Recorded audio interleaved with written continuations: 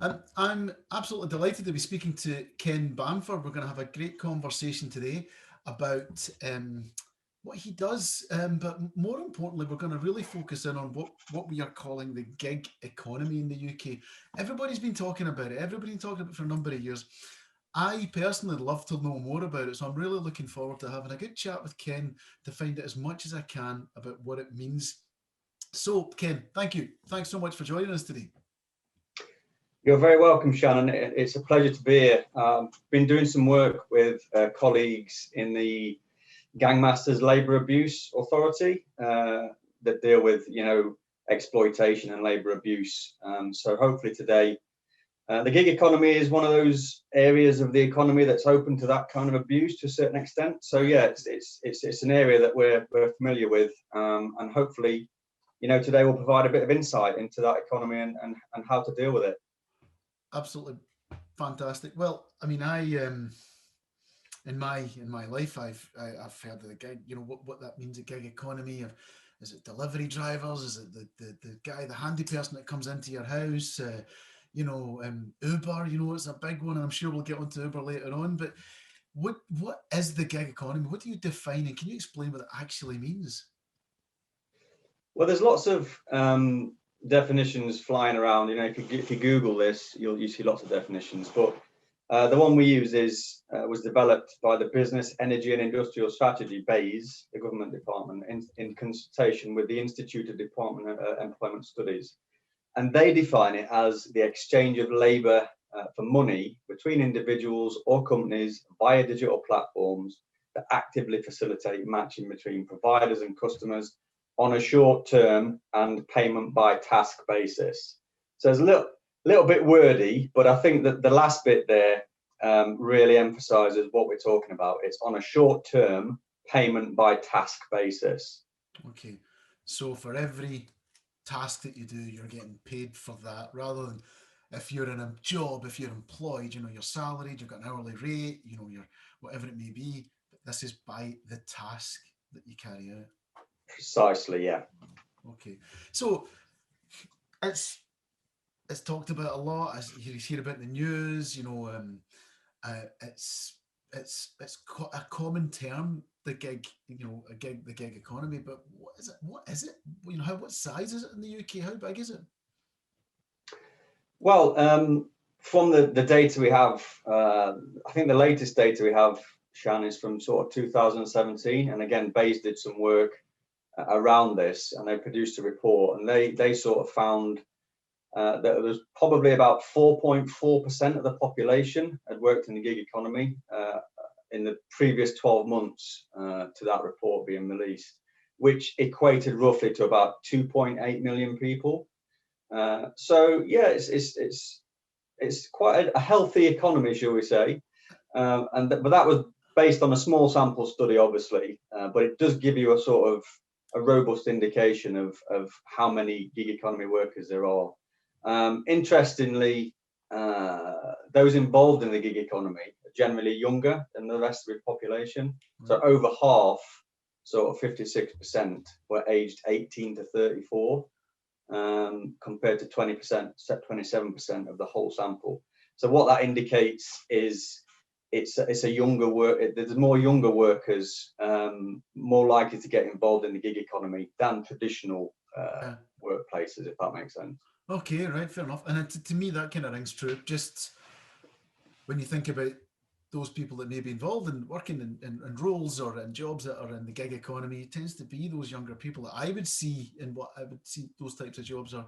So I can kind of see the correlation. So, but I mean, that's me just saying what those jobs are. I'm seeing them on bikes. I'm seeing them, they're on mopeds, and I'm thinking, right, that guy must be working in, or that girl must be working in the gig economy. But what kind of jobs? I mean, what are these jobs? That's me just touching on a couple of them there. Is that the case? What are these type of jobs that you can find in the gig economy? Yeah, I think you're bang on the money, Shan.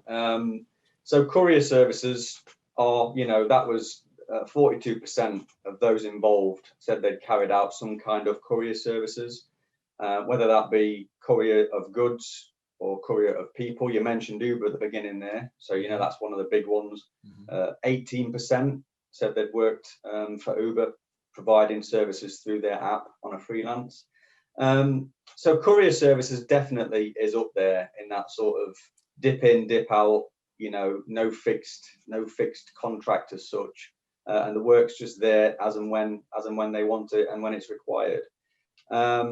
Interestingly, though, especially when you look at the younger demographic that are involved, freelance platforms. I don't know if you've seen any of these, Shan, but things like People Per Hour, Fiverr. Yeah.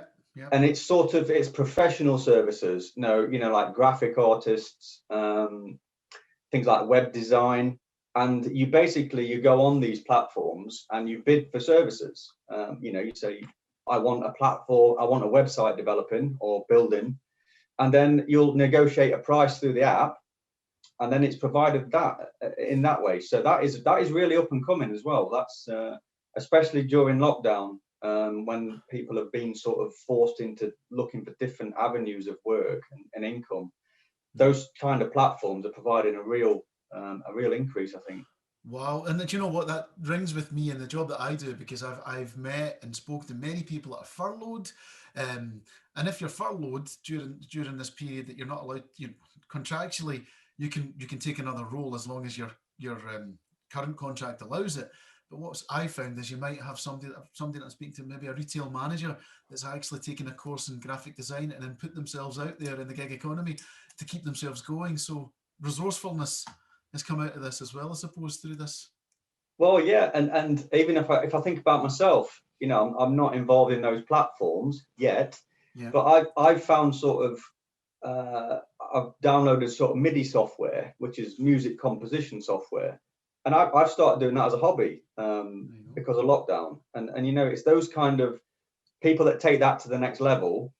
Maybe there's lots of music composition out there, and you see people on Fiverr and those other platforms. They've been involved in some significant projects, films, video games, all from the sort of the desk at home, and I think that will increase. I think as we come out of lockdown and even beyond. I think it was heading sort of that direction anyway.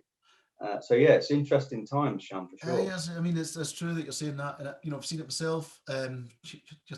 You're dabbling it yourself, Ken. So it shows you that you can turn a hobby into something that can make you some money if the willingness takes you there. Who knows?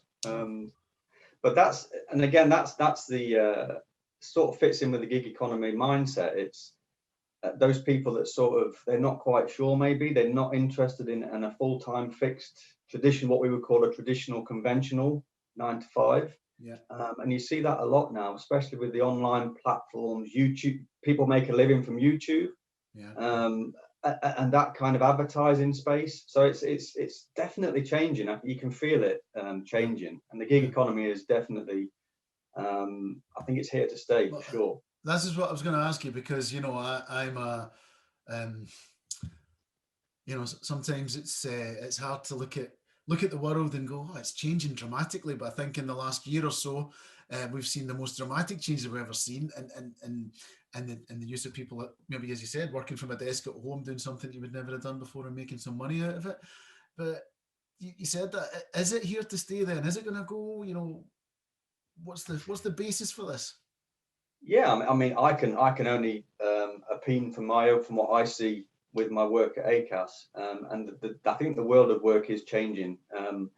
I think it was changing anyway to sort of more automation, more online, before COVID. I think it was heading in that direction because of technological advances.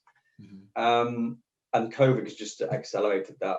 You look at employers like Amazon have just literally gone through the roof during lockdown, because it's the way consumers are buying goods now. But that has a knock-on effect for things like retail, face-to-face retail, high street. They've got increasing challenges because of that move to online.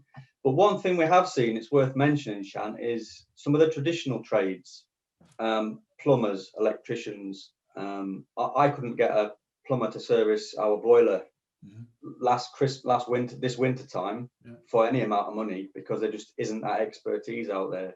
So whilst the online gig economy is sort of flourishing, and I think it will continue long term, I think there's also a need for a resurgence of those what we would call core trades, which again you can apply in the gig economy. You know, freelance plumber, freelance electrician, which a lot of our local ones are, and they're just inundated. They have too much work; they can't service it. So it's really interesting. I think there's lots of opportunity out there as well, Shan. Wow, you know what? You know, it's like we're touching on what is the gig economy, and you're talking about this about core trades, I think is what you called it, and these are, you know, these are the roles that will just never go away as long as you need They're your not going boiler away. serviced, or I need the drains unblocked, or the wiring redone in the house. Those core trades will always have to be there. But thinking about those core trades is actually part of the gig economy as well. Absolutely. Wow. So yeah, it's really interesting. And you know, while there are challenges at the moment, I see a lot of employers in my work. They are just redefining and rethinking their whole business model. So I think there's a huge opportunity out there as well if you choose to take it, especially around the gig economy and that kind of work. So I mean, so to me, you're giving a really good insight here. But you know, I would.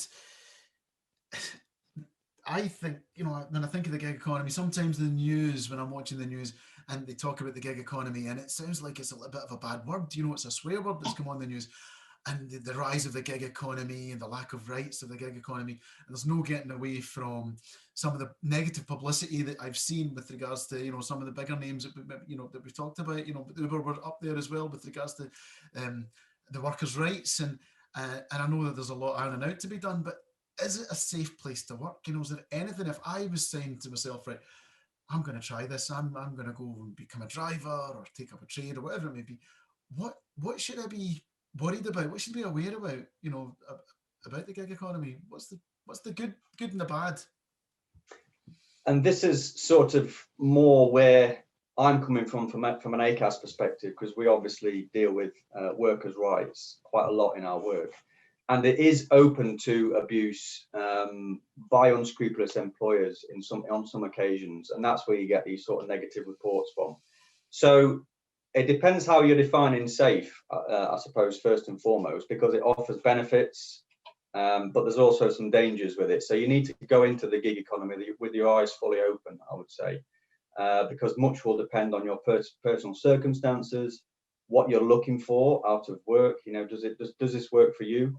But I think there's a couple of key areas it's worth mentioning, Shannon. We'll probably, if you want to, we can go through some of those now, if you like. Yeah, please. I'd like to know more about it. Yeah, so go for it, please. So a lot of people go into the gig economy that tell us because of the independence and the flexibility. So there's quite a buoyant people that are sort of not relying on the income as a primary income. So maybe people with an existing full-time job. So it's an attractive option if you're gonna gig alongside a full-time employed job. So what we would call a salaried role with a contract. You must speak to your employer just to make sure that that's allowed, because there can be some conflicts sometimes. There may be contractual obligations which prevent you doing extra work alongside. So if you're considering gigging alongside a full-time employed job, you know, it's really important you speak to your employer first.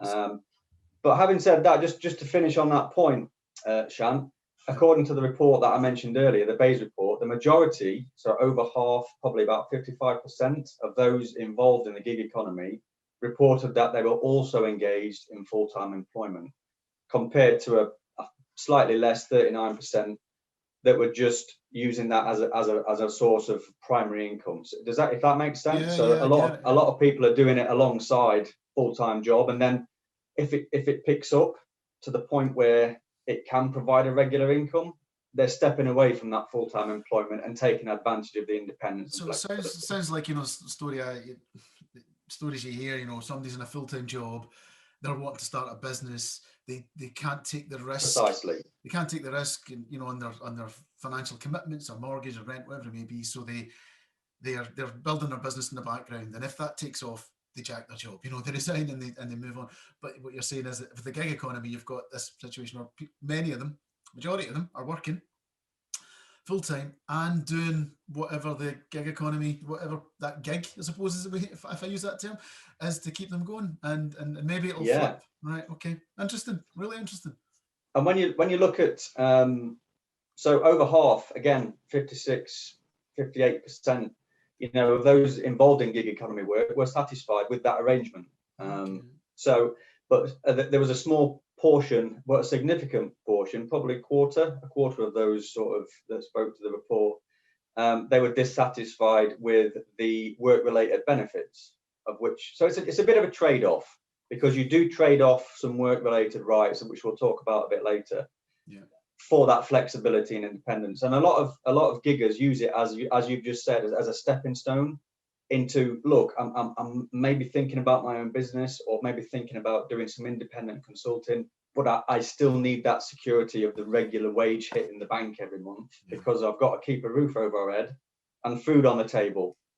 And it's sort of that transition. So a lot of giggers use it as a transition, like you said.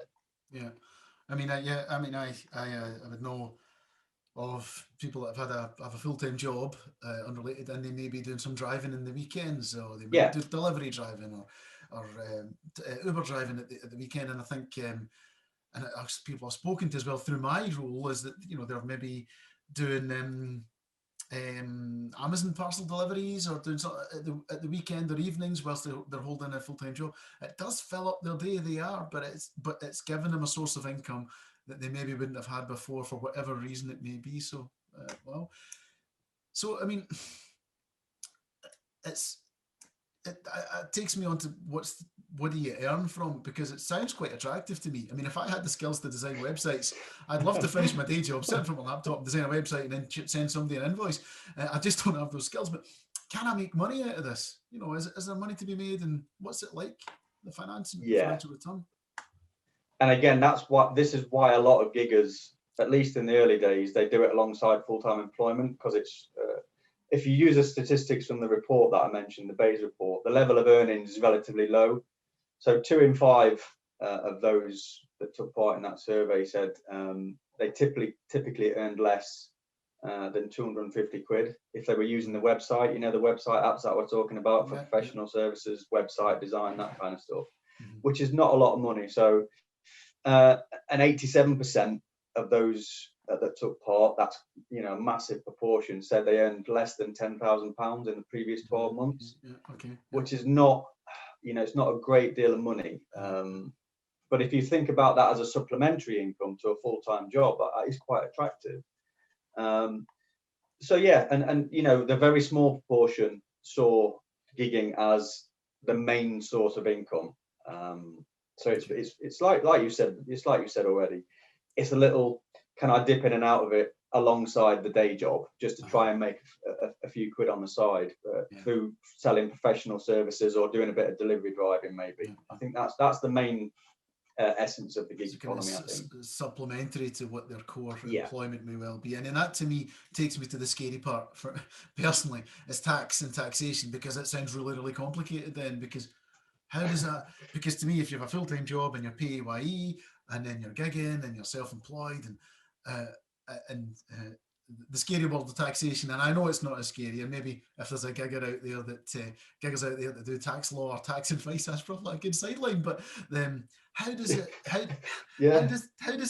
work for taxation? Because I get this feeling that you don't want to be ended up with a big tax bill every year that you're not expecting. So how does it all work?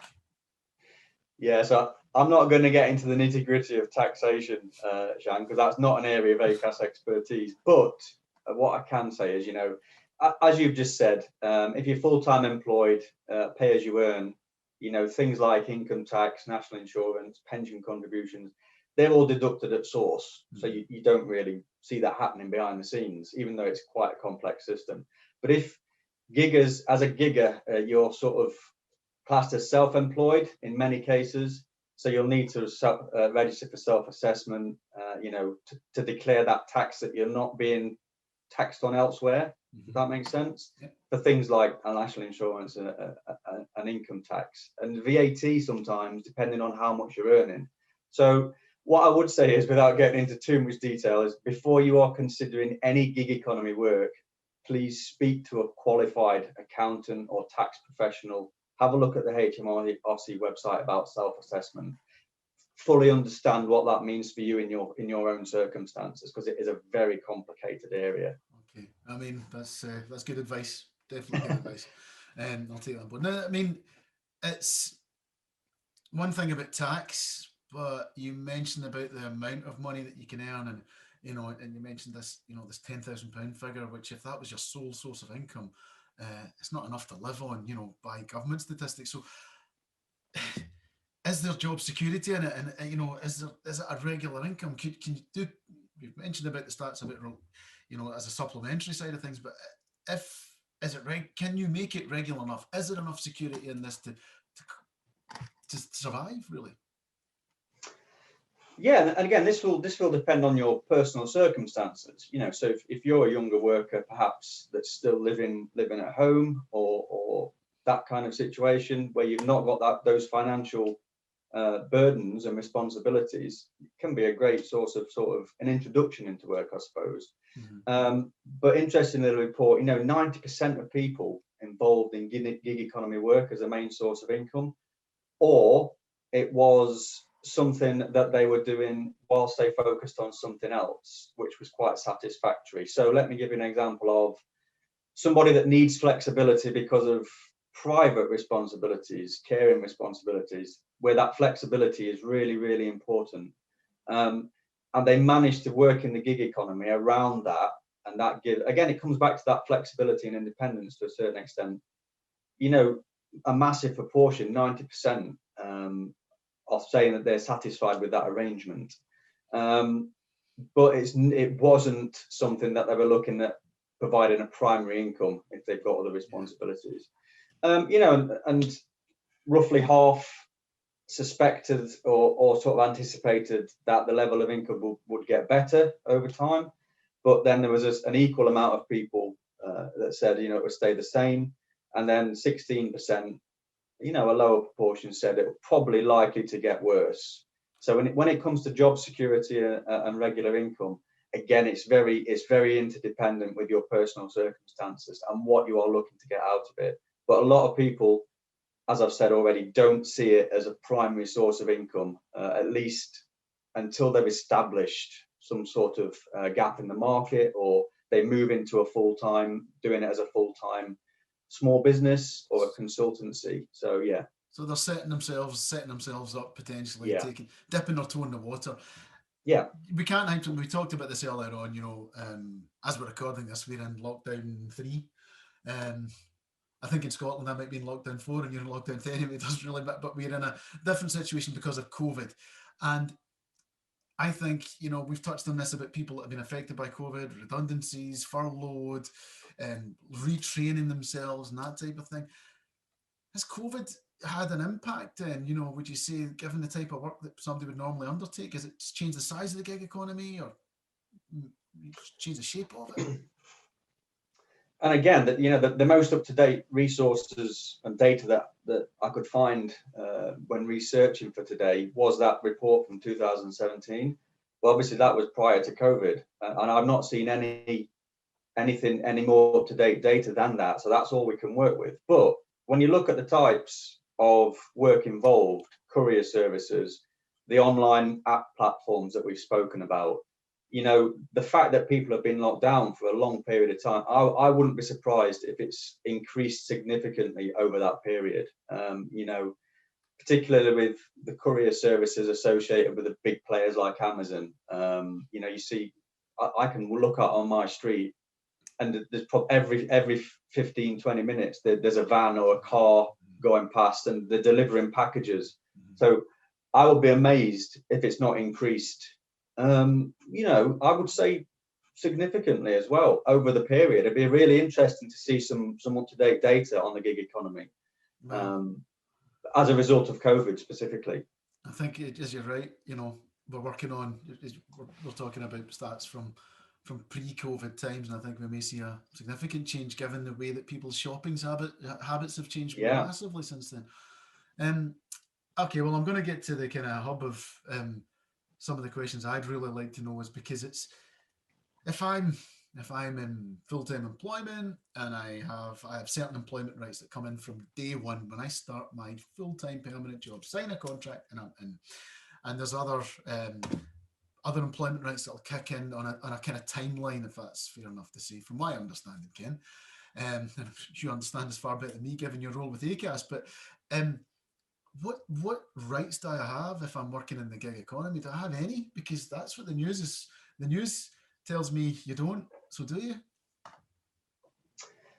Well, as we alluded to earlier, Shan, because giggers are classed in most cases as self-employed, you do give up many of your employment-related rights that you would have as an employee or a worker. And this, as you rightly say, this has caused some controversy in the past.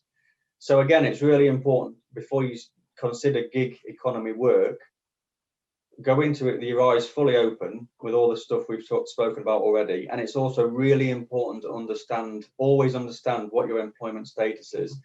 And again, this is quite a complex area of business, but we can cover today some of the basics. But what I would say as well is have a look at the ACAS website if you're considering any of this, or indeed if you're interested in establishing what your employment status is, because that's really important, because certain things will kick in, certain rights, and they won't apply in other cases, depending on your employment status.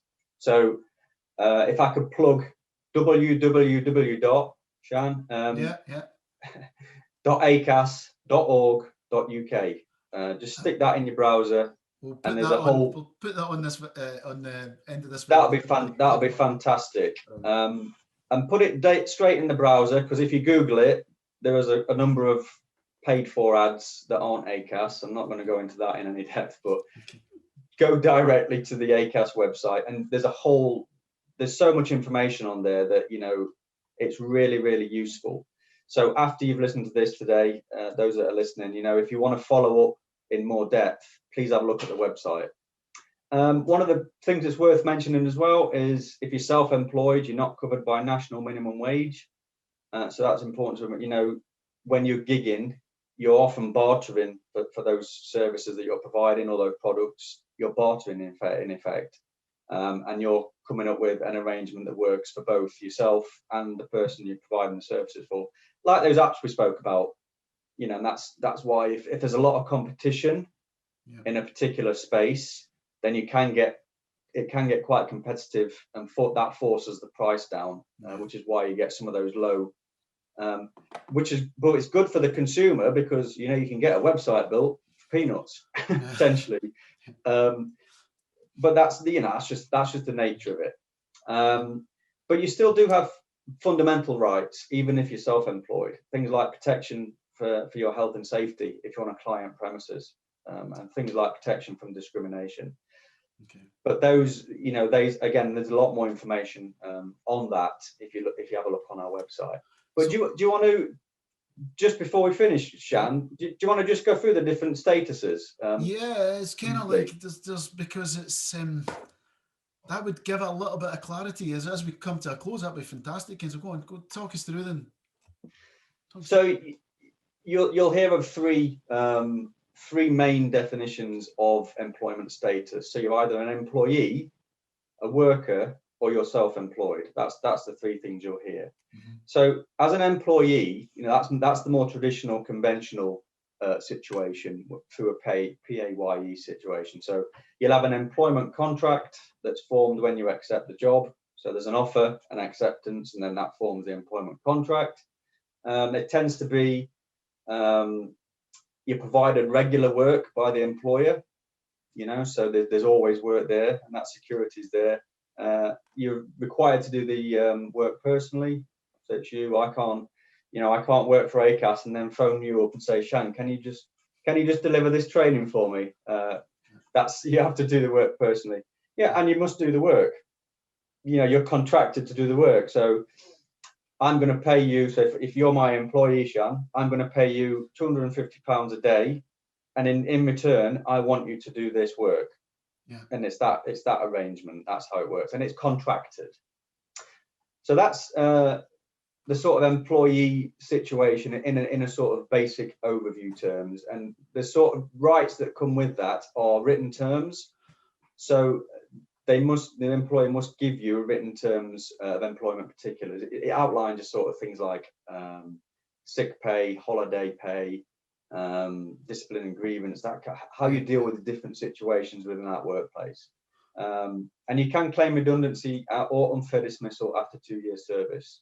These are fundamental rights. So this is at the core of being a employee, an actual employee, because it's these terms just really clear. And you've just covered the first one, but it's given real clarity that there's three statuses. Because some people might believe, oh, I'm an employee of that company, but actually, when they look into it, they're maybe not. So that's really insightful. So what about a worker? You mentioned a worker. What's a worker versus an employee then? What's the difference?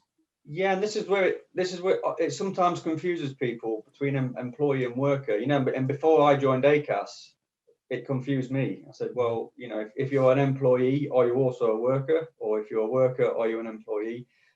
And there's some slightly subtle differences. So workers don't get the rights, they get some of the rights of an employee, but others, because it's usually a more casual relationship. Whereas an employee is, it's a fundamental contract of employee. It's a traditional, what you would do as a traditional job. Mm-hmm. Whereas a worker can be slightly more casual. So you may have a contract for services. So you do specific work for payment or reward, and that can be a verbal or written contract. So you've still got to do the work personally, and you've got little obligation to receive or do work. So this is sometimes where you can get 0 hours contracts and things like that on an as and when work basis, but it's got a contract associated with it, and it's work that you've agreed to do. So there's slightly subtle differences, but I think the main difference is that whereas the employee is a regular work situation, a worker, you could just be employed, like I've said, on a 0 hours or temporary fixed term contract potentially. Okay. Understand. But you still have some significant rights even as a worker, and this is, especially things like 0 hours contracts. There's lots of fundamental rights. You still got to have written terms outlining the job and the responsibilities. You're entitled to minimum wage, national minimum wage, which is quite important. You're entitled to paid holiday, pay slips, protection from unlawful discrimination, whistleblowing, and being treated unfairly. So that's, even if you're working part-time, 0 hours, and you've not got that fundamental full-time contract, you're still covered by a lot of workplace employment rights, which is really important to understand. And it protects those workers in those situations. So there's similarities, but there's distinct differences as well, and that's subtle differences. Yeah. And as I said, Shan, especially when it comes to workers and employees, if you're not sure, or you suspect that you may be one or the other, but the employer is not really treating you fairly, again, just give the ACAS website a call, or have a look on the website, and just make sure you understand what your employment status is. Brilliant. So if you're self-employed then, because that's the third part to all of this, isn't it? So you're an employee, you could be a worker, or you're self-employed. So this is more like what we're talking about at the start of the gig economy. What classes has been self-employed then? So yeah, I think as we mentioned throughout the today, Shan, you're responsible for how and when you work. So you decide, and that's where the flexibility and the independence comes into it. You're the owner. You traditionally will be the owner of a company, a small company, or a freelancer, a freelance contractor, and you provide services on an ad hoc basis for invoiced pay. Sometimes contracts, paid services. There are contracts in place, which differs slightly to some of the 0 hours or part-time fixed-term contracts. It's a specific contract for specific services, which again differs slightly from the worker status. So it's important to, if you are entering into contracts as a self-employed freelancer or contractor, it's important to understand what that contract says, because you may be slipping into worker status. That makes sense. Yep. If some of those conditions apply. So again, it's quite a complicated area. So if you're not sure, if somebody says, can we do a contract for this, you need to understand what that means, because it may be a sort of fine line between self-employed versus worker status. Okay. And obviously the worker status, if that does apply, you will incur certain rights. Whereas if you're self-employed, those rights don't apply. So it's really important to understand what that means from a contractual perspective. You can, as a self-employed, so I spoke about earlier, Shan, I've got this work on, can you, I'm really busy, can you just dip in and do that bit of work for me? As a freelancer or self-employed, you're entitled to do that, which is different from the other statuses. Different clients charging different fees, so you can deal with anybody. Whereas a traditional contract or employee, you're dealing with what the employer tells you to. Whereas as a self-employed, you decide who you deal with and what you charge. What about, I'm thinking self-employed, I won't go on holiday, or I'm sick, I'm unwell. Where do my rights sit then? No holiday pay, no sick pay, Shan. That's the trade-off. Right. And again, that's why it's really important to understand. Sometimes we see at ACAS, you do get employers that are putting people on 0 hours contracts, or treating them as self-employed. But because the work's regular, and because some of those other criteria apply, they're actually when you dig beyond the surface, they're actually classed as workers, or even in some cases employees, because it's regular work, a pattern of work over a period of time for the same pay. And then very quickly you can see, hang on a minute, I'm ticking all these boxes, but I'm being treated as self-employed. So again, it's really important to look at what the work is and what the contract says, and just make sure the employer is defining your status correctly. And again, if you're not sure about that, please contact ACAS, and we can look at your circumstances and offer advice as to maybe what your status is.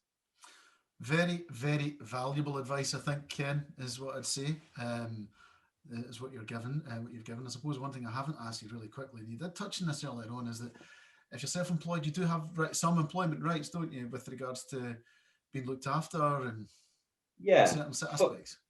Fundamentally, even if you're a self-employed contractor, and so if I went to work on a site, in an office building, or on a grounds, as a groundsman or something like that, the employer of that, whoever's responsible for that site still has an obligation to your health and safety when you're on their premises. Okay. So they usually have in place things like third-party liability insurance, that kind of thing. So again, that's part of your, when you're looking at gigging, think about insurance. Do I need insurance? If I'm providing professional services, do I need, indemnity insurance, professional indemnity insurance, in case the advice I give causes, whatever. And protection from discrimination. Basically, if you're on a client's site, again, you expect them to protect you from things like discrimination. So just because you're not an employee at that site, the people that are employees can't, discriminate against you just because you're a self-employed contractor. Those kind of protections. Again, if you're not sure what that's covered in a bit more depth, have a look at the website, the ACAS website, or give us a ring. That's what we're there for, Shan. And the number for ACAS is on the website. To contact if you need any information. Absolutely. And the website is full of information, and as Ken has mentioned, ACAS are there to advise and support and help. So which is what you've done this morning in this interview. You've given me, and I'm sure people watching or listening, a lot of information to take on board. But there's a lot more supplementary stuff there that you can follow up on the ACAS website. Ken Bamford, Senior Advisor at ACAS, thank you so much for talking to me this afternoon, or this morning. Sorry, I'm still early morning. Wishing the day away. Wishing the day away. Life under lockdown. I've been there. Well, thank you so much for your time. Thank you so much for the information. It's been an absolute pleasure. Thanks, Ken. You're very welcome. Thank you, Shan. Thank you.